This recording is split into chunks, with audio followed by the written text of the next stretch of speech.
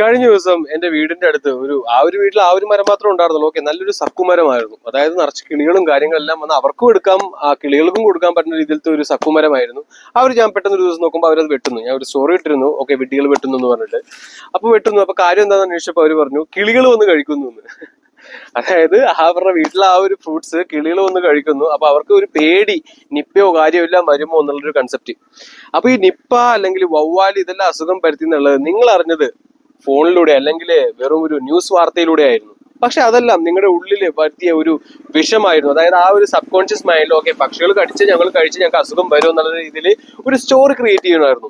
എന്താണ് ഗുണം? ഇതുപോലത്തെ വിഡ്ഢികൾ എന്ത് ചെയ്യും? മരങ്ങളെല്ലാം വെട്ടി കളഞ്ഞുകൊണ്ടിരിക്കും. വേറെ പ്രശ്നവും കാര്യമൊന്നുമില്ല. ഇതെല്ലാം ഒരു സയന്റിഫിക് ആയിട്ടുള്ള ഒരു ബയോളജിക്കൽ വാറിന്റെ ഒരു ഒരു നല്ലൊരു ഘട്ടമായിരുന്നു. പക്ഷെ ആർക്കും അത് റെക്കഗ്നൈസ് ചെയ്യാൻ പറ്റില്ല.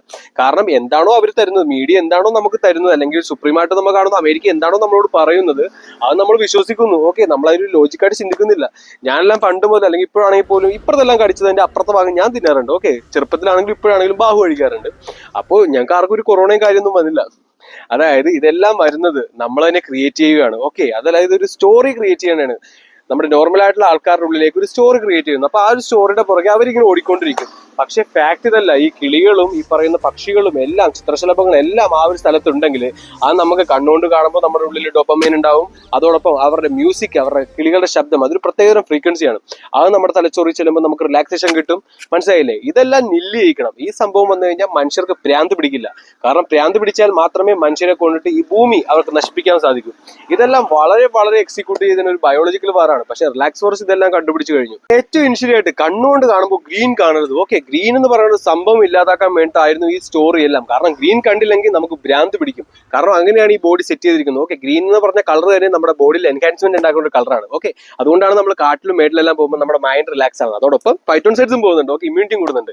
ഇമ്മ്യൂണിറ്റി കട്ട് ചെയ്യണം. ഇമ്മ്യൂണിറ്റി കട്ട് ചെയ്ത് കഴിഞ്ഞാൽ അസുഖം വരും. അസുഖം വരുമ്പോൾ ഫാർമസ്യൂട്ടിക്കൽസും അമേരിക്ക ഇതുപോലത്തെ ഹോസ്പിറ്റലുകാർക്കൊക്കെ എല്ലാം ചാകര കിട്ടും. ഓക്കെ, അങ്ങനെ കണക്ട് ആക്കാം.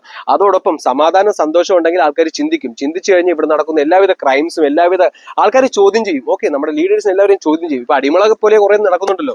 ഓക്കെ, അതായത് സുപ്രീം അതോറിറ്റിയിലെ ആൾക്കാരെല്ലാം ഇന്നോവയിൽ കിടക്കുന്നു.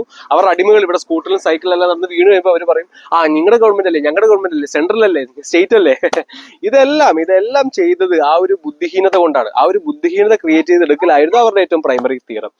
ഇതെല്ലാം റിലാക്സ് ഫോഴ്സ് മാറ്റുന്നതാണ്. ഓക്കെ, അതായത് ഇനി വരാൻ പോകുന്ന ഫ്യൂച്ചർ, അതായത് ഞങ്ങളുടെ ബാഹു തൊട്ടുള്ള എല്ലാവർക്കും ആ ഒരു ബുദ്ധി, ജ്ഞാനം, ധർമ്മം ഇതെല്ലാം ഞങ്ങൾ കൊടുക്കുന്നതാണ്. അതോടൊപ്പം ചോദ്യം ചെയ്യും, എല്ലാം ചോദ്യം ചെയ്യുന്നതാണ്.